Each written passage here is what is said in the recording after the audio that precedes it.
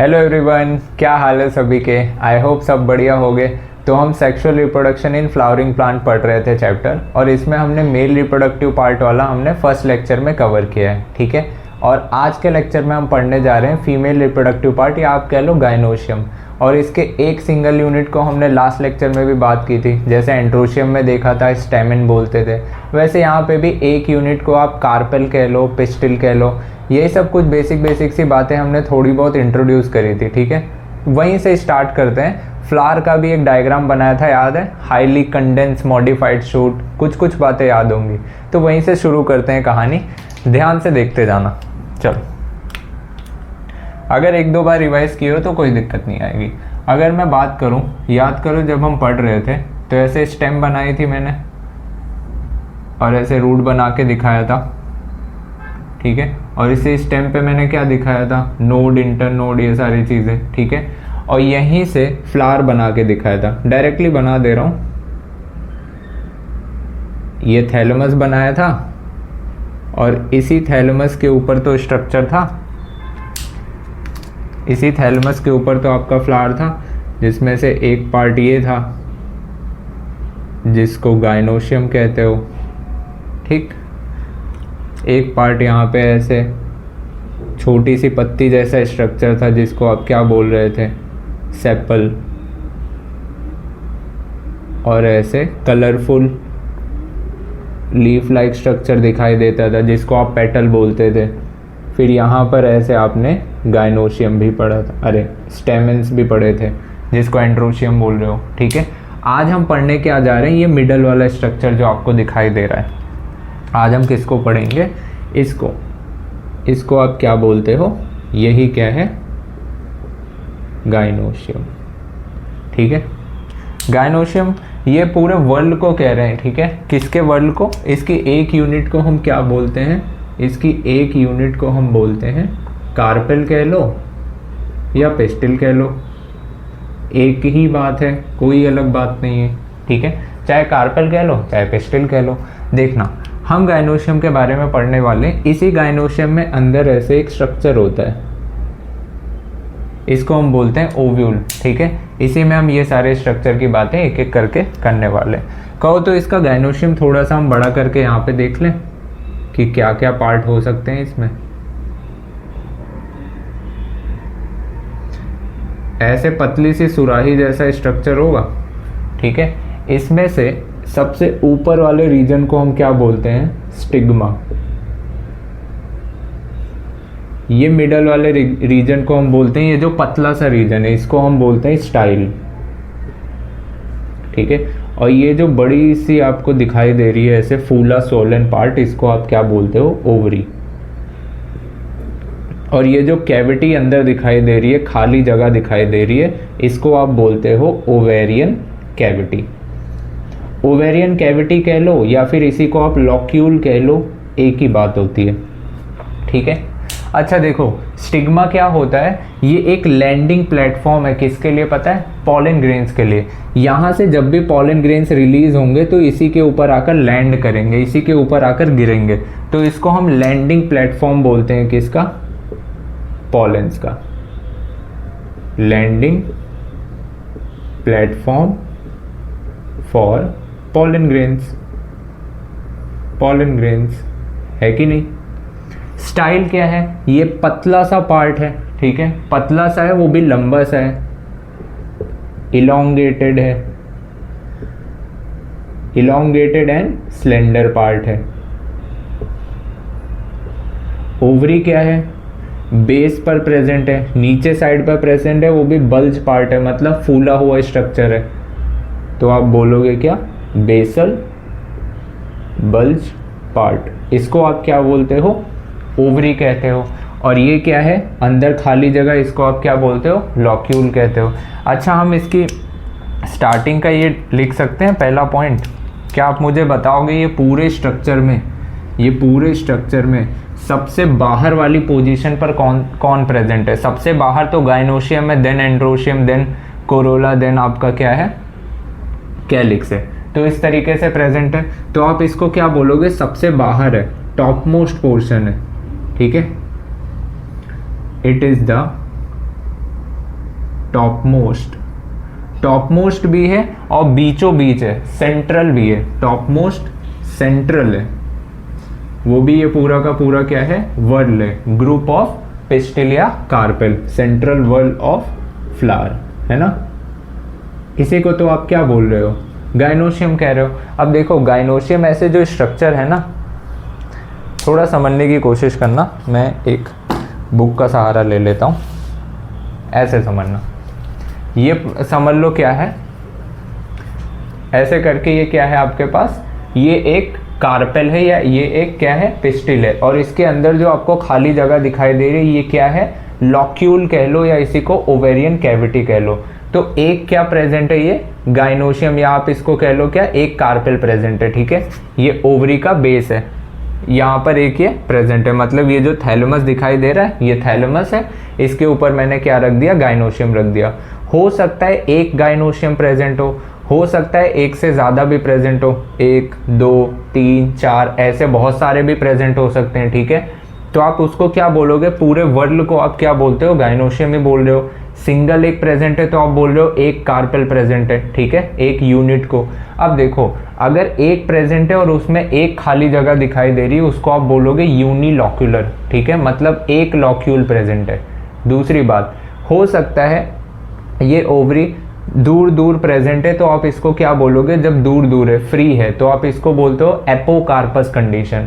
और जब यही कार्पल आपस में जैसे जॉइंट हो जाते हैं, चिपके हुए होते हैं, तो उसको आप क्या बोलते हो, सिंकार्पस कंडीशन कहते हो, ठीक है। ये दो बात ध्यान रखना, मतलब आप ये कह सकते हो एक कार्पेल प्रेजेंट है तो आप बोलोगे मोनोकार्पेलरी, और अगर एक से ज़्यादा कार्पेल प्रेजेंट है तो आप क्या बोलोगे, मल्टी कार्पेलरी। तो ये ज़रा सा देखना, यहाँ पे मैं यहाँ पे ये चीज़ लिख सकता हूँ कि इसके पास ये प्रेजेंट हो सकता है, may have वन कार्पेल। अगर एक कार्पेल है तो आप क्या बोलोगे, मोनोकार्पेलरी। और अगर ज़्यादा है, मैनी कार्पेल, तो आप क्या बोलोगे, मल्टी कार्पेलरी। अभी मैंने एपोकार्पस और सिंकार्पस कंडीशन बताई, ठीक है। ऐसे समझना, मैं आपको सामने से इसका वर्ल्ड दिखा रहा हूँ, ऐसे सामने से होल दिखाई देगा, ये वाला पूरा का पूरा कैविटी दिखाई देगा। कौन सी बात बता रहा हूँ, एपोकार्पस और दूसरा एक सिंकार्पस, ठीक है। एक होता है एपोकार्पस, जब क्या होता है, कार्पल्स फ्री होते हैं, तो यहां पर आप क्या लिखोगे, व्हेन कार्पल्स फ्री, और यहां पर व्हेन कार्पल्स फ्यूज्ड, ठीक है। यूनिलॉक्यूलर और मल्टीलॉक्यूलर वाली कहानी क्या है, जरा मुझे बताओगे। यूनिलॉक्यूलर और मल्टीलॉक्यूलर, अभी तो हमने बात करी यूनिलॉक्यूलर, जिसमें क्या हो, एक सिंगल ओपनिंग प्रेजेंट हो, एक सिंगल चैम्बर सा प्रेजेंट हो, उसको आप क्या बोलोगे, यूनिलॉक्यूलर, मतलब एक ओवेरियन कैविटी प्रेजेंट हो।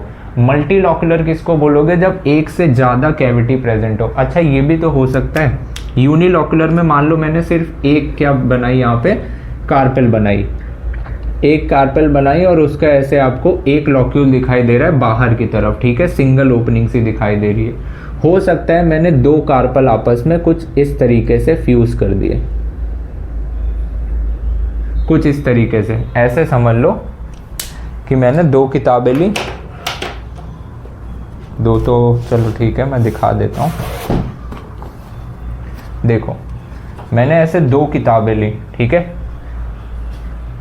एक कार्पेल मेरे पास ये है, दूसरा कार्पेल ये है, ठीक है। इन दोनों कार्पेल को जब मैं फ्यूज करके दिखाता हूँ, जब मैं फ्यूज करके दिखाऊंगा तो कैसा दिखेगा आपको, एक ही आपको इसमें होल दिखाई दे रहा है, मतलब लॉक्यूल आपको ओवेरियन कैविटी तो एक ही नज़र आ रही है, लेकिन कार्पेल कितने हैं, एक कार्पेल इधर है, एक कार्पेल इधर है, मतलब दो कार्पेल दिखाई तो दे रहे हैं, लेकिन जो कैविटी है वो आपको क्या दिखाई दे रही है, एक कैविटी दिखाई दे रही है।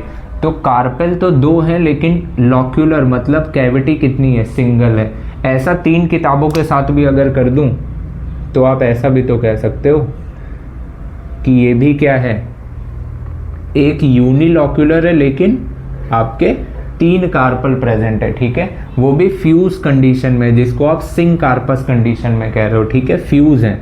बट अगर सोचो ऐसे में अगर मैं 2 कार्पल बना तो रहा हूँ, 2 कार्पल बना तो रहा हूँ, इसी के बीच में ऐसे दीवार आ जाए, इनका ये दीवार आ जाए, ऐसे 2 होल दिखाई देने लगे, इसको आप क्या बोलोगे, मल्टीलॉक्यूलर कंडीशन, क्योंकि 2 ओवेरियन कैविटी यहाँ पे बन गई। इसी तरह इसमें भी हो सकता है ऐसे, ठीक है। तो ये क्या है, मल्टीलॉक्यूलर कंडीशन है। यूनिलॉक्यूलर में सिर्फ एक आपको कैविटी दिखाई देगी, उसको आप बोल रहे हो यूनिलॉक्यूलर कंडीशन। तो ये कुछ बातें थी, बेसिक से टर्म है, ये ध्यान रखना क्या होते हैं, ठीक है। ये आप देख लो, फिर थोड़ा सा मैं आगे बता देता हूँ। हो गया होगा, चलो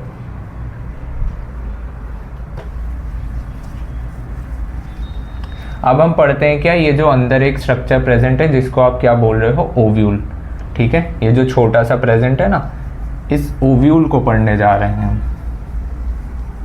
याद करो जब हम मेल रिप्रोडक्टिव पार्ट पढ़ रहे थे, वहाँ पे एंथर हमने पढ़ा था।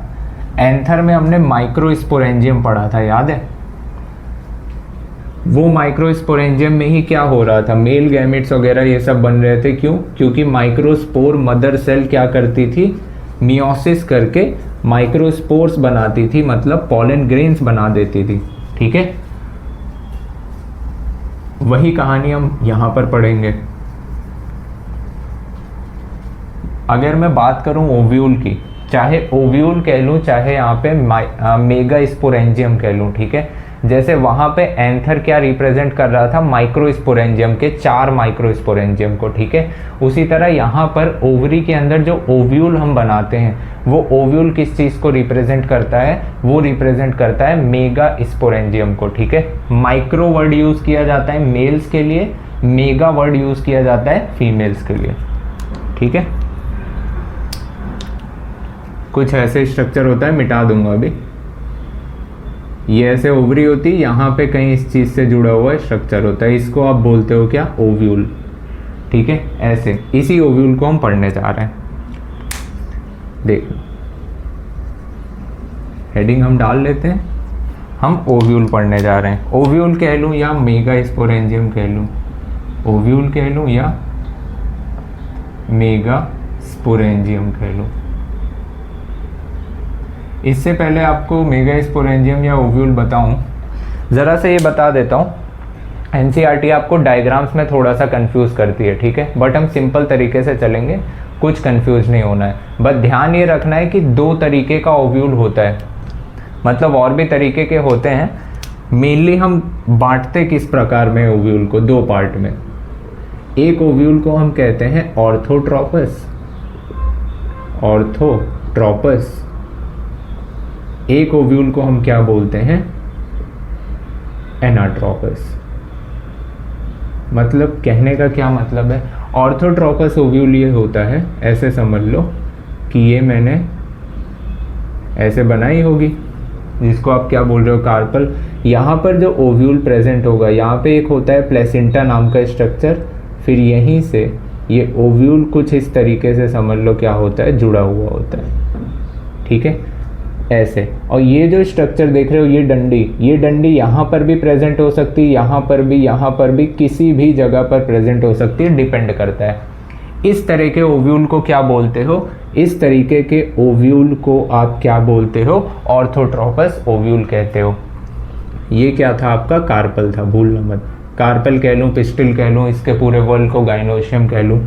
एनाट्रोपस कैसा होता है, एनाट्रोपस में होगा क्या, प्लेसेंटा हो सकता है कहीं और भी प्रेजेंट हो, और यहाँ पर भी आपका ये जो स्ट्रक्चर है जो ओव्यूल वाला था। अब हमने एक बात देखी कि प्लेसेंटा से एक डंडी निकली होती है, तो यहाँ पर भी जो डंडी निकली होगी, ऐसे समझना कि कुछ इस तरीके से इसको जोड़ रही होगी, ठीक है, कुछ इस तरीके से, और ये जुड़ा हो इनका ऐसे बन रहा होगा, ये स्टॉक होगा। एनसीईआरटी में जो डायग्राम बना है उसमें ऐसे दिखाया है कि ओव्यूल ऐसे करके बना हुआ है, ठीक है, और उस ओव्यूल पे ऐसे ये दिखाया है कि ये क्या था इनका, इसको फ्यूनिकल दिखाया है और ये माइक्रोपाइल का एंड दिखाया है। एनसीईआरटी में आप देखोगे ना डायग्राम तो इसका ऐसे करके, तो वो एनाट्रोपस का डायग्राम ऐसे दिखाया है। तो दिमाग में याद क्या रखना आप पता है अभी हम पढ़ेंगे एक एक करके चीज़ें। दिमाग में याद क्या रखना, हम पढ़ने क्या वाले हैं, ऑर्थोट्रोपस ओव्यूल को लेके हम पढ़ने वाले हैं, ताकि सारी चीज़ें आसान तरीके से हमें समझ आ जाए, ठीक है। तो इस ओव्यूल को लेके पढ़ेंगे, बट हाँ ध्यान रखना ऐसा ज़रूरी नहीं है कि यहीं पर प्रेजेंट हो, कहीं भी प्रेजेंट हो सकता है, बट मेनली हम पढ़ कहाँ पे रहे हैं इसके बारे में, ताकि हमें एनसीईआरटी की कुछ लाइंस जो हिडन है वो आसानी से हमें समझ आ जाए, ठीक है। तो हम ऑर्थोट्रोपस ओव्यूल को ले रहे हैं। देखो कोई भी स्ट्रक्चर जब हम पढ़ते हैं, याद करो जब हम एंथर पढ़ रहे थे वहाँ पर भी टिश्यू का मास था, उससे धीरे धीरे स्ट्रक्चर्स बनना शुरू हुए थे। ऐसे ही कहानी यहाँ पर भी होगी। यहाँ पर मैं वही टिश्यू के मास को कार्पेल के अंदर बना के दिखा रहा हूँ। ऐसे समझो कि ये मैंने बनाया क्या, कार्पेल, और इसी के अंदर मैं क्या बनाना चाह रहा हूँ, ऐसे। ये मैंने क्या बनाया, कार्पेल बनाया। कार्पेल में ही मैंने क्या बताया अभी, ऐसे टिश्यू का मास होता है, ठीक है, ऐसे ढेर सारे सेल्स का मास होता है, जिसको आप क्या बोल रहे हो, टिश्यू बोल रहे हो, कोई दिक्कत वाली बात नहीं है, ऐसे ढेर सारा होगा, ठीक है। अब यहाँ पे यही बात ध्यान रखना ज़रा सा, कोई भी सेल्स ऐसे टिश्यू का स्ट्रक्चर हो, कोई भी चीज़ बन रही होती है। अब बात हमें यही यहाँ पे क्लियर रखनी है कि ये फीमेल गैमेट वाली चीज़ हम बना रहे हैं, मतलब फीमेल रिप्रोडक्टिव पार्ट। तो यहाँ पर जो बच्चा बनने वाला है इसको भगवान ने प्रोटेक्शन प्रोवाइड करी, ठीक है। ह्यूमंस के केस में ही देख लो, जब बेबी बनता है पेट के अंदर तो उसको भगवान प्रोटेक्ट करते हैं अलग अलग कवरिंग से, हम ह्यूमन रिप्रोडक्शन में पढ़ेंगे भी। उसी तरह इनको भी किसी कवरिंग से भगवान क्या करते हैं, कवर कर देते हैं, जिसको इंटीगुमेंट बोलते हैं। और ऐसे ही ह्यूमंस में अगर आप देखो तो बच्चा माँ के पेट से एक प्लेसेंटा होता है, जिससे प्लेसेंटा से एक धागा निकला होता है, उससे जुड़ा होता है बच्चा। तो यहाँ पर भी प्लेसेंटा होगा और उस प्लेसेंटा से एक धागे जैसा स्ट्रक्चर होगा जिससे ये बच्चा जुड़ा होगा, मतलब ये अभी बना नहीं है, यहीं पे बनेगा। तो ये जो सेल्स का मास है, इस सेल्स के मास को आप क्या बोलते हो, न्यूसेलस सेल्स बोलते हो। न्यूसेलस, न्यूक्लियस नहीं है, न्यूसेलस है। और इनको प्रोटेक्शन देने के लिए, इनको कवर करने के लिए भगवान ने कवरिंग भी बनाई, कुछ ऐसे कवरिंग भी बनाई भगवान ने, जिसको आप अभी बाद में क्या बोलोगे, इंटीग्यूमेंट्स बोलते हो, ठीक है। इसी को आप क्या बोलते हो, इंटीग्यूमेंट। इंटीग्यूमेंट है क्या एक्चुअल में, जस्ट एक कवरिंग है। और यहाँ पर होता क्या है, प्लेसेंटा होता है, जिससे बॉडी से अटैचमेंट है। और ये प्लेसेंटा जुड़ा कहाँ पर होता है, ऐसे फ्यूनिकल से ऐसे जुड़ा होता है, ये फ्यूनिकल था। अब ये मैंने ऐसे ही बना दिया जस्ट समझाने के हिसाब से, है ना। और ऐसे सेल से ये अच्छा खासा यहाँ पे समझ लो जुड़ा हुआ है, ठीक। और यहाँ पर ऐसा लगता है कि कनेक्ट यहाँ पर ये हो रहा है, यहीं से ऐसे लगता है पूरा स्ट्रक्चर जॉइंट हुआ है, ठीक है। ये जो स्ट्रक्चर आपको दिखाई दे रहा है, ये ढेर सारे सेल्स के अंदर में ही होता क्या है, चलो इसके नाम लिख लेते हैं तब बताता हूँ। ये आप जो देख रहे हो सबसे नीचे, इसको आप क्या बोलते हो, प्लेसेंटा बोलते हो, प्लेसेंटा। और इसको आप क्या बोलते हो, इसको आप बोलते हो फ्यूनिकल। फ्यूनिकल ये वही डंडी है, ये वही स्टॉक है जिससे ये बच्चा कनेक्ट हुआ है, इसको आप एक एम्ब्रियो ही समझो। और ये जो रेड कलर का स्ट्रक्चर है, ये दिखाता है कि यहीं से ये पूरा जुड़ा हुआ है, पॉइंट ऑफ अटैचमेंट, जिसको आप हाइलम बोलते हो। ये क्या है, पॉइंट ऑफ अटैचमेंट है, पॉइंट ऑफ अटैचमेंट है, ठीक है। ये पॉइंट ऑफ अटैचमेंट है। और ये जो किनारे किनारे आपको दिखाई दे रहे हैं, ये स्ट्रक्चर्स, ये बाहर वाला जो आपको दिखाई दे रहा है, इसको आप बोलते हो आउटर इंटीग्यूमेंट, आउटर इंटीग्यूमेंट। और ये वाला है इनर इंटीग्यूमेंट, इनर इंटीग्यूमेंट। ये दोनों इंटीग्यूमेंट क्या करते हैं, कवरिंग प्रोवाइड करते हैं, ठीक है। अब देखना ध्यान से, ये एंड चलो ध्यान रख लो, ये क्या है, इस एंड को हम बोलते हैं क्या, माइक्रोपाइल, माइक्रोपाइल एंड बोलते हैं इसको। यहीं पे इसके नीचे साइड पर एक एंड होता है, इस एंड को आप क्या बोलते हो, चला जा, मतलब चलेजल एंड, ठीक है। ऐसा लगता है ये इसको भगा रहा है। माइक्रोपाइल के जस्ट अपोजिट साइड पे क्या होता है, चलाजल एंड, ठीक है।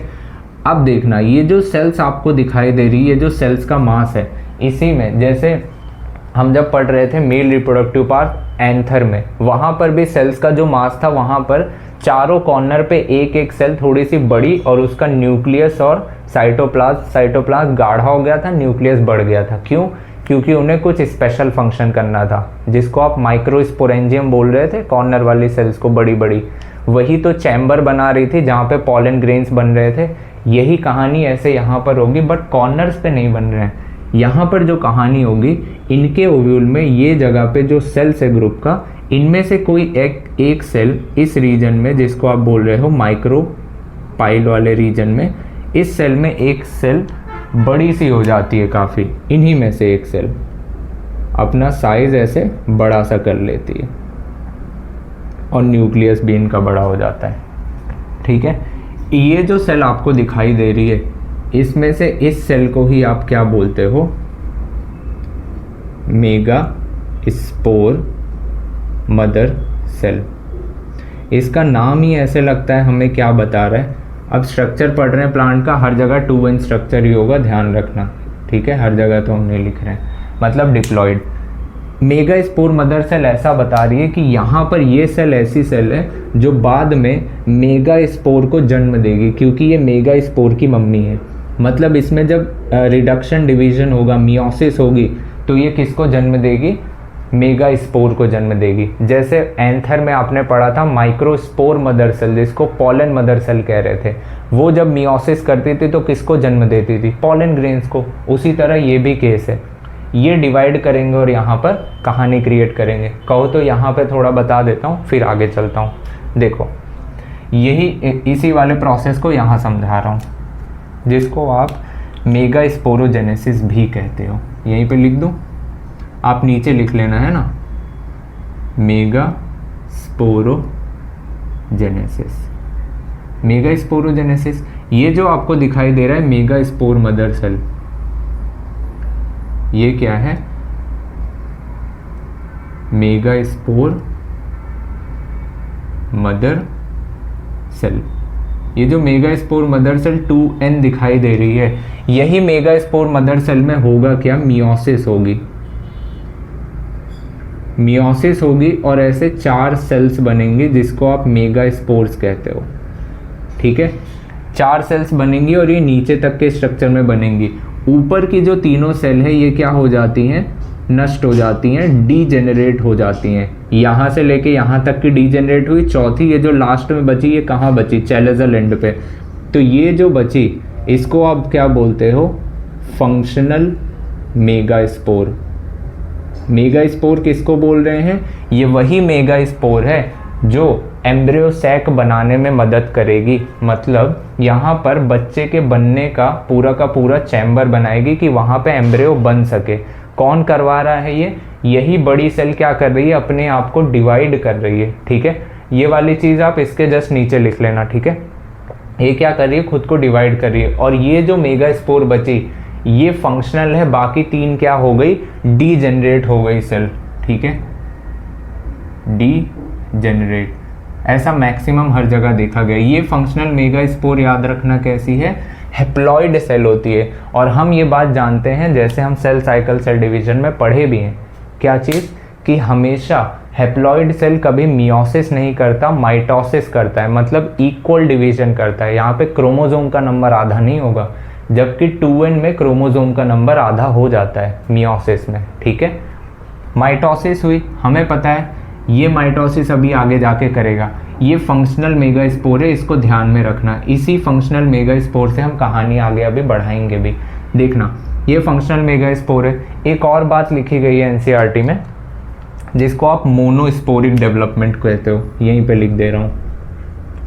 Monosporic development.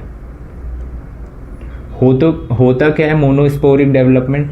मोनोस्पोरिक डेवलपमेंट का मतलब होता है, इसका नाम ही बता रहा है, मोनोस्पोर मतलब एक स्पोर से डेवलपमेंट होगी, एक स्पोर से क्या होगा, डेवलपमेंट होगी। और ये पूरा का पूरा बाद में अभी हम एम्ब्रियो सैक बना के दिखाएंगे, ठीक है। कह रहा है कि एक मेगा स्पोर से, ठीक है, 1 मेगा स्पोर से जब आप एम्ब्रियो सैक बनाते हो उसी को आप क्या बोलते हो, मोनोस्पोरिक डेवलपमेंट कहते हो, ठीक है। तो यहाँ मैं लिख रहा हूँ फॉर्मेशन ऑफ एम्ब्रियो सैक कह लूँ या फिर मैं फीमेल गेमीटोफाइट कह लूँ, फीमेल गेमीटोफाइट, ठीक है। फॉर्मेशन ऑफ एम्ब्रियो सैक कह लूँ या फीमेल गेमीटोफाइट कह लूँ, फ्रॉम कितने सेल से, 1 मेगा स्पोर, उसी को आप क्या बोलते हो, मोनोस्पोरिक डेवलपमेंट का नाम देते हो, ठीक है। अब देखना, यहाँ से सेल डिवाइड होते होते यहाँ पर आई, मतलब ये 2n वाली सेल ने क्या किया, अपने आप को आधा कर लिया, आधा करके बांटने के बाद ये वाली सेल बनी जिसको आप क्या बोल रहे हो, फंक्शनल मेगा स्पोर कह रहे हो, ठीक है। अब इसके आगे की थोड़ा सा कहानी समझाता हूँ, ये फंक्शनल मेगा स्पोर दोबारा कैसे डिवाइड करता है, ध्यान से देखना, ठीक है। ये आप नोट डाउन कर लो तो आगे बताता हूँ।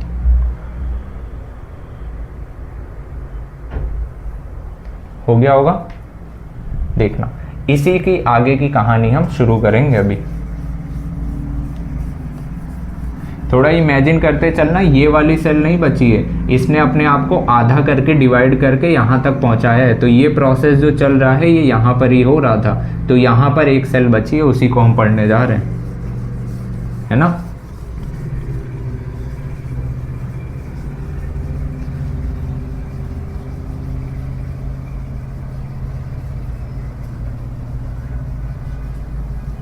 मतलब हम क्या देखने जा रहे हैं, फॉर्मेशन ऑफ एम्ब्रियो सैक या फिर फीमेल गेमीटोफाइट। याद करो वहाँ पे हम क्या पढ़ते थे, मेल गेमीटोफाइट, जिसको आप क्या बोल रहे थे, पॉलन ग्रेन में ही तो बन रहा था मेल गैमेट। हम यहाँ पे क्या पढ़ रहे हैं, फॉर्मेशन ऑफ एम्ब्रियो सैक या फिर फीमेल गेमीटोफाइट, फीमेल गेमीटोफाइट, यही तो कह रहे हैं। एम्ब्रियो सैक बनाएंगे या फिर आप उसको फीमेल गेमीटोफाइट कह लो। वो मोनोस्पोर याद है, 1 मेगा स्पोर, ये थी क्या, मेगा स्पोर थी जो अपनी मदर सेल से बनी थी, तो ये कैसी है, हैप्लॉइड थी। इसी में क्या होगा, न्यूक्लियर डिवीजन होगा, मतलब जब हम माइटोसिस करेंगे तो यहाँ पे क्या होगा, साइटोप्लाज्म तक डिवीजन नहीं होगा, इनमें सिर्फ और सिर्फ न्यूक्लियस डिवाइड होता रहेगा कुछ समय तक। माइटोसिस तो बिल्कुल होगी, माइटोसिस होगी, लेकिन इसमें कैरियोकाइनेसिस होगी। मैं फर्स्ट लिख रहा हूँ, मतलब कैरियोकाइनेसिस फर्स्ट हो रही है, मतलब न्यूक्लियस डिवाइड हो रहा है पहली बार। तो जब न्यूक्लियस डिवाइड होगा तो 2 न्यूक्लियस अपने अपने कोने पर यहाँ पर पहुँच जाएंगे, ठीक है। इसको मैं बाई न्यूक्लिएट स्टेज बोलता हूँ। इसमें दोबारा से माइटोसिस होगी जिसको मैं कैरियोकाइनेसिस सेकंड कहूँगा, और ये दोबारा से यहाँ पे न्यूक्लियस डिवाइड होगा और ये 2 से 4 सेल्स बन जाएंगी, कुछ इस तरीके से। वापस से यहाँ पर क्या होगा, कैरियोकाइनेसिस होगी और तीसरी कैरियोकाइनेसिस होगी, तब जाके हर एक सेल अगर 2-2 में बदली तो ये 4 सेल 8 सेल में बदल जाएगी, और ये स्ट्रक्चर आपको कुछ सेल बड़ी भी होती जाएगी, ठीक है। ऐसे 4 सेल आपको कॉर्नर पे दिखाई देगी, ठीक है। 8 न्यूक्लिएट स्टेज आपको दिखाई देगी। ये क्या है, 4 न्यूक्लिएट, ये क्या है, 8 न्यूक्लिएट, ठीक है। अब ये 8 न्यूक्लिएट स्टेज, इसी में होता क्या है, कॉर्नर की एक एक सेल क्या करती है, बीच में आके गिर जाती है या बीच में आके रुक जाती है। समझ लो मैंने ये बनाया, ऊपर 3 सेल्स हैं, नीचे भी 3 सेल्स हैं, मतलब सेल अभी बनी नहीं है, न्यूक्लियस है, और बीच में 2 न्यूक्लियस आ गया है, ठीक है। ये स्टेज बन जाता है। अभी ये इसको एम्ब्रियो सैक आप नहीं बोलोगे, क्यों? अभी यहाँ पर ये मैच्योर नहीं हुआ है, अभी इसमें डिवीजन होते होते ये कहानी यहाँ तक पहुँची ज़रूर है, बट अभी ये टोटल कितनी सेल है? टोटल 1 सेल है और 8 न्यूक्लियस है, ठीक है। 1 सेल 8 न्यूक्लियस, इसको आप एम्ब्रियो सैक नहीं बोलते हो। एम्ब्रियो सैक आप कब बोलते हो? 7 सेल 8 न्यूक्लियस स्टेज को। अभी ये क्या है? अभी ये प्रॉपरली आप इसको एम्ब्रियो सैक, अभी आप इसको एम्ब्रियो सैक नहीं बोलोगे, अभी आप एम्ब्रियो सैक नहीं बोलोगे, ठीक है। एम्ब्रियो सैक बोलोगे कब, वो बताता हूँ। यहाँ कहानी आपको जितनी दिखाई दी, इस कहानी को आप क्या बोलोगे? यहाँ पर जो भी कहानी हुई, ये फ्री न्यूक्लियर डिवीजन हुआ, फ्री न्यूक्लियर डिवीजन हुआ। माइटोसिस कितनी हुई? माइटोसिस यहाँ पर 3 हुई, ठीक है। 3 माइटोसिस हुई, पहली, दूसरी, तीसरी, तब ये न्यूक्लियस वाली स्टेज आई, ठीक है। अभी आप इसको इस स्टेज पे एम्ब्रियो सैक नहीं बोलते हो। एम्ब्रियो सैक बोलते कब हो? मैच्योरिटी पे, एट मैच्योरिटी। जब मैच्योरिटी आती है, जब ये मैच्योर होने लगता है, तो बनता क्या है? सेल वॉल फॉर्म होती है, ठीक है। सेल की दीवार बनेगी, सेल वॉल फॉर्म होगी, सेल वॉल फॉर्म होगी। और होगा क्या? सेल वॉल फॉर्म होगी, साथ ही साथ यहाँ पर क्या होगा? 7 सेल और 8 न्यूक्लिएट की स्टेज बन जाएगी। 7 सेल बनेंगे और 8 न्यूक्लिएट बनेगा। कैसे बनेगा कुछ समझ नहीं आया, एक बार ध्यान से देखना। इसी डब्बे को मैं उठाकर यहाँ पर रख रहा हूँ। मैंने अभी अभी आपसे क्या कहा? 3 न्यूक्लियस यहाँ, 3 यहाँ, बीच में 2। 3 न्यूक्लियस यहाँ पर थे, 3 न्यूक्लियस यहाँ पर थे। अब मैंने क्या कहा? जब मैच्योरिटी आती है, मैच्योरिटी आती है तो सेल वॉल फॉर्मेशन होता है। सेल वॉल फॉर्मेशन का मतलब यहाँ पर इनके आसपास सेल की दीवार बन जाएगी, ठीक है। ऐसे सेल की दीवार बन जाएगी। तो 1 2 3 सेल बन गए और चौथी बड़ी सेल। यहाँ पर भी ये तीनों अपनी सेल वॉल बना ले जाते हैं, कुछ इस तरीके से समझ लो, ठीक है। तो टोटल कितनी सेल आपको दिखाई दे रही है? 1 cell, 2 cell, 3 cell, 4 cell, 5 cell, 6 cell और सबसे बड़ी वाली सेल 7 सेल। तो आप क्या बोलोगे? 7 सेल और न्यूक्लियस गिन लो, 1 2 3 4 5 6 7 8, 8 न्यूक्लियस बन जाते हैं और बीच में साइटोप्लाज्म वगैरह तो होगा ही होगा, ठीक है। इस स्टेज को आप क्या बोलोगे? अब आप इसको एम्ब्रियो सैक कह लो या फीमेल गेमेटोफाइट कह लो, गेमेटोफाइट कह लो। अब मैं बिल्कुल करेक्ट कहूँगा कि ये बिल्कुल सही है, कोई गलत बात नहीं है। अब ये क्या बना? फीमेल गेमेटोफाइट आपका बन के रेडी है। ये सारी स्टोरी चल कहाँ पर रही है? याद करो, उसी गाइनोशियम में, उसी कार्पेल के अंदर चल रही है। और न्यूसेलस सेल्स के अंदर जो बड़ी सेल हुई थी, डिवाइड हुई थी, मेगा स्पोर बना था, वही तो बड़ा होता जा रहा है। ये वही चीज़ है, ये वही मेगा स्पोर है, फंक्शनल मेगा स्पोर है जो बड़ा हो चुका है। अब देखो, ये कुछ ना समझ से आई हो कि ये कहाँ पर सिचुएटेड है, आओ उसको हम बीच में इसको स्टोर करके रख के देख लेते हैं एक बार कि कैसा दिख रहा है। ये कहानी क्लियर है। अब आप इसको क्या बोलोगे? 7 सेल 8 न्यूक्लियस स्टेज पे। अब आप इस कहानी को क्या बोलोगे? Embryo sac, embryo sac. अब आप इसको कंप्लीटली, ये अब डिजर्व करता है एम्ब्रियो सैक की तरह। मुझे ज़रा बताना, हम इसी में तो कहानी पढ़ रहे थे, थोड़ा छोटे में बना दूं?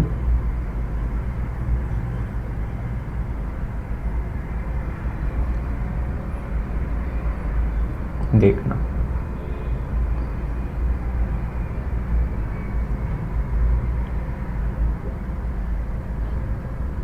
ठीक। ऐसे ही हम देख रहे थे और हमने देखा ये तो स्टिग्मा और सारी चीज़ें थी, यही था कार्पेल। इस कार्पेल में याद करो यहीं पर क्या था? प्लेसेंटा था। इसी प्लेसेंटा से फ्यूनिकल भी निकला था। फ्यूनिकल यूनिकल बनाएंगे। सबसे पहले इस डब्बे को क्या यहाँ पर सिचुएटेड रख दो, ऐसे सिंपल सा, ऐसे इसको उठाकर यहाँ पर रख दो, ठीक है। यहाँ पर रखा और यहाँ पर मैंने देखा कि ऐसे सेल्स मुझे 3 नज़र आई हैं, ये और एक यहाँ पर ऐसे नज़र आई हैं और बीच में ऐसे 2 पोलर न्यूक्लियाई भी नज़र आए। ठीक है, ये एम्ब्रियो सैक मैंने उठा के यहाँ से यहाँ पे रख दिया। और मुझे याद है ये जो बड़ा भले बना है, याद करो इसके किनारे किनारे और भी बहुत सारी सेल्स थी जिसको आप न्यूसेलस की सेल्स बोल रहे थे, याद है? और इंटीग्यूमेंट था, बहुत सारी कहानियाँ थी, ध्यान आ रहा है? ये पूरा स्ट्रक्चर बना क्या, ये उसी डब्बे में बना है। हाँ, ये मैं मान सकता हूँ न्यूसेलस की बाकी सेल्स धीरे धीरे ख़त्म हो गई क्योंकि इसको बनाने में, न्यूट्रिशन देने में वो खर्च हो गई। और बाहर से मैंने क्या बताया था, यहाँ पे इंटीग्यूमेंट था। एक को आप क्या बोलते थे, इंटीग्यूमेंट को इनर इंटीग्यूमेंट, और एक को आप क्या बोलते थे, आउटर इंटीग्यूमेंट। इनर और आउटर इंटीग्यूमेंट, क्या यही कहानी थी? कुछ कुछ याद आ रहा है? कुछ क्या, बहुत कुछ आ गया होगा याद। और यहीं से ऐसे ये डंडी जुड़ी हुई थी जिसको आप क्या बोल रहे थे, फ्यूनिकल बोल रहे थे। और न्यूसेलस की सेल्स तो थी ही सारी जगह, ठीक है, यहीं तक थी। और यहाँ पर एक पॉइंट ऑफ अटैचमेंट भी था। जब हम किसी भी चीज़ को यहीं से, अगर मैं ये डंडी निकाल दूं तो यहाँ पर एक दाग बना दिखेगा जिसको, स्कार को हम क्या बोलते हैं कि यहीं पर हाइलम था, यही पॉइंट ऑफ अटैचमेंट था। तो ये पूरी कहानी कहाँ बनी, इस आपके एम्ब्रियो सैक, मतलब ये न्यूसेलस की सेल्स में ही तो बना, उसके अंदर अंदर साइड में। ये जो किनारे की सेल्स है ये क्या है, न्यूसेलस की सेल्स हैं। और ये जो आपको बीच में स्ट्रक्चर दिखाई दे रहा है ये क्या है, एम्ब्रियो सैक है। और ये बीच में आपको जो 2 पोलर न्यूक्लियाई दिख रहे हैं ये हैं पोलर न्यूक्लियाई। पोलर न्यूक्लियाई में याद रखना, ये अभी इनका न्यूक्लियस आपस में फ्यूज नहीं हुआ है, N+N कंडीशन है। ये तो बाद में जब हम फर्टिलाइजेशन पढ़ेंगे तो देखेंगे N+N कंडीशन ये क्या है। और इन सेल्स में ध्यान से देखना, 2 तरीके की सेल्स बनाई गई हैं, मैं रेड कलर से इंडिकेट कर रहा हूँ। ये जो किनारे छोटी छोटी सेल्स हैं ना, इन किनारे की छोटी छोटी सेल्स को आप क्या बोलते हो, सिनर्जिड्स बोलते हो, सिनर्जिड्स। ठीक, और ये जो बीच वाली सेल है, मिडल वाली, इस सेल को आप क्या बोलते हो, एग सेल बोलते हो, एग सेल। और इन दोनों चीज़ को मिलाकर, इन दोनों स्ट्रक्चर्स को मिलाकर आप एक वर्ड बोलते हो जिसको बोलते हो एग एपैरेटस, एग एपैरेटस। ठीक है, ये चीज़ एनसीईआरटी में एक जगह लिखी है, ध्यान से देखना। ये जो पोलर न्यूक्लियाई है ना, यहाँ पर ये वर्ड लिखा है पोलर न्यूक्लियाई के लिए कि it is present below the egg apparatus. अब समझ आता है कि ये पोलर न्यूक्लियाई एग एपैरेटस के नीचे प्रेजेंट है, ठीक है। बट एनसीईआरटी में जो डायग्राम दिया है वो उल्टा साइड का दिया है, जिसमें कंफ्यूज हो जाओगे। वो किसका दिया है, एनाट्रोपस ओव्यूल के हिसाब से। लेकिन हाँ, इसमें डिवीजन किसके हिसाब से दिखाया है उन्होंने, ऑर्थोट्रोपस ओव्यूल के हिसाब से, ठीक है। तो ये कहानी आपके दिमाग में ऑलरेडी पहले से क्लियर है कि हम ऑर्थोट्रोपिक वाला ही पढ़ रहे हैं, जिसमें ऐसे स्ट्रेट बना रहता है। क्लियर। अब यहाँ पे समझ क्या आता है, ये जो एग एपैरेटस है, एग एपैरेटस के बिलो साइड पे क्या प्रेजेंट है, it is present below the egg apparatus. क्या, पोलर न्यूक्लियाई। पोलर न्यूक्लियाई पूछे कहाँ प्रेजेंट होता है, तो एग एपैरेटस के नीचे साइड प्रेजेंट होता है, ध्यान रहेगा। ये हुआ। ऊपर का एंड हमें क्या दिखाता है, माइक्रोपाइल एंड है। नीचे का एंड क्या दिखाता है, चैलेजल एंड है।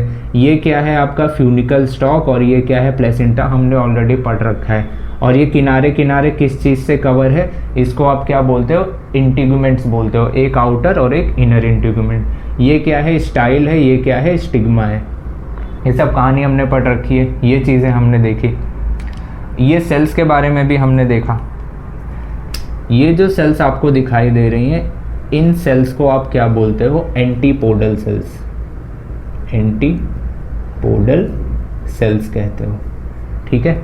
अब यहीं पे ध्यान से देखना एक चीज़, ये जो आपको सिनर्जिड्स दिख रही है ना, सिनर्जिड्स के ऊपर ऐसे हेयर लाइक स्ट्रक्चर्स प्रेजेंट होते हैं, ऐसे करके। और इस स्ट्रक्चर को आप क्या बोलते हो, इस स्ट्रक्चर को आप बोलते हो फिलीफॉर्म एपैरेटस, फिलीफॉर्म एपेरेटस।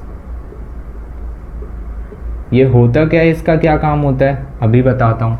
ये फिलीफॉर्म एपेरेटस ऐसा लगता है, ये पॉलन ग्रेन जो अपनी ट्यूब बनाकर आता है अंदर साइड पे, ये उसको गाइड करते हैं कि आपको यहाँ पर एंट्री मारनी है। कहाँ पर? जहाँ पर एग सेल आपका बैठा हुआ है, यहाँ फर्टिलाइज करना है भाई साहब। मतलब ये क्या था आपका, पॉलन ग्रेन आया यहाँ पे, मान लो ये क्या था, पॉलन ग्रेन था।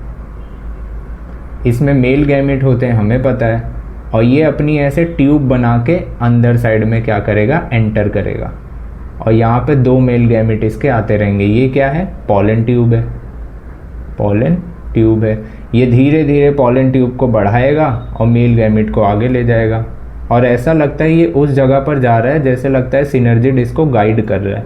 तो सिनर्जिड क्या करता है, गाइड करने का काम करता है। तो यहाँ पे लिख लेना फिलीफॉर्म एपेरेटस का, चलो मैं फंक्शन यही लिख दूँ।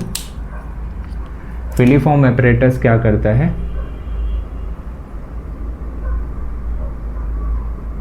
Guide pollen tube, pollen tube. ये पॉलन ट्यूब को क्या करता है, गाइड करता है। आपके पास यहाँ नीचे स्पेस होगी तो ये पॉइंट यहाँ नीचे लिख लेना, ठीक है। पॉलन ट्यूब को क्या करता है फिलीफॉर्म एपेरेटस, गाइड करता है कि आप यहाँ पर आओ। ये तो हम नेक्स्ट लेक्चर में जब पढ़ेंगे कि ये कैसे फर्टिलाइजेशन करता है, पॉलिनेशन वाली सारी चीज़ें हम पढ़ेंगे, तो आगे हम अच्छे से समझेंगे कि 2 मेल गैमेट आते हैं, एक मेल गैमेट एग सेल से फ्यूज़ करता है और एक यहाँ से, यहाँ पे मतलब ये तो मान लो फ्यूजन एक हो ही रहा होता है, तो हम डबल फर्टिलाइजेशन, ट्रिपल फ्यूजन, ये वाले कॉन्सेप्ट को भी वहाँ पर ही समझेंगे। अभी क्या ध्यान रखना है कि इसके मेल गैमेट को गाइड, इनके पॉलन ट्यूब को गाइड करने का काम कौन करता है, फिलीफॉर्म एपेरेटस करता है, ठीक है। यहाँ तक ये पॉइंट बिल्कुल क्लियर रखना, ठीक है। ये आप नोट डाउन कर लो, फिर थोड़ा सा इनके सिमिलैरिटी में, इनके स्ट्रक्चर्स की सिमिलैरिटी में हम बात कर लेते हैं। जैसे हमने जो मेल रिप्रोडक्टिव पार्ट में पढ़ा था और फीमेल रिप्रोडक्टिव पार्ट में, उनके कुछ कुछ टर्म्स की थोड़ा सा हम सिमिलैरिटी एक बार मैच कर लेते हैं, आप नोट डाउन कर लो।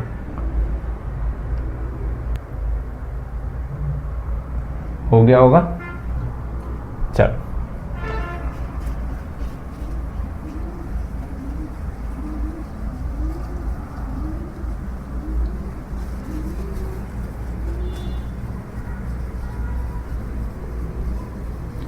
ज़रा सा हम एक बात कर लेते हैं, जैसे कि इनके कुछ सिमिलैरिटीज़ देख लेते हैं। सिमिलैरिटीज़ मतलब इनके स्ट्रक्चर्स एक दूसरे से किस किस चीज़ को रिप्रेजेंट कर रहे थे। जैसे अगर मैं बात करूं रिप्रोडक्टिव पार्ट फ्लावर का, मेल वाला कौन सा था, एंड्रोशियम, फीमेल वाला गाइनोशियम। उसी तरह की एक हम बात करेंगे मेल वाले में, एक हम बात करेंगे किस में, फीमेल वाले में। आओ ज़रा देख लेते हैं।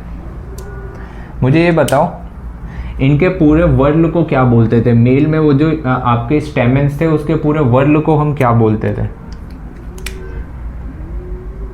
पूरे वर्ल को हम बोलते थे क्या, एंड्रोशियम, है ना, एंड्रोशियम। फीमेल में पूरे वर्ल को हम क्या बोलते थे, अभी अभी पढ़ा है, गाइनोशियम, जिसको हम गाइनोशियम बोलते हैं। एक यूनिट को आप क्या बोलते हो, एक सिंगल यूनिट को, यहां पर तो स्टेमेन बोलते थे, यहां पर एक यूनिट को आप क्या बोलते हो, चाहे तो कार्पेल कह लो, चाहे तो पिस्टिल कह लो, हमारे लिए एक ही बात है, ठीक है। अच्छा, मैं यहां पर बोलूं कि इनके एंथर में क्या था, इनके एंथर में ही तो आप क्या रिप्रेजेंट करवा रहे थे, माइक्रोस्पोरेंजियम को, ठीक है। वो चैम्बर था ना जो कहाँ प्रेजेंट था, एंथर में प्रेजेंट था, और यहाँ पर इनका ओव्यूल रिप्रेजेंट करता था किसको, मेगा स्पोरेंजियम को, है ना, मेगा स्पोरेंजियम को करता था। अच्छा ये बताओ इनमें मेल गैमीटोफाइट क्या था,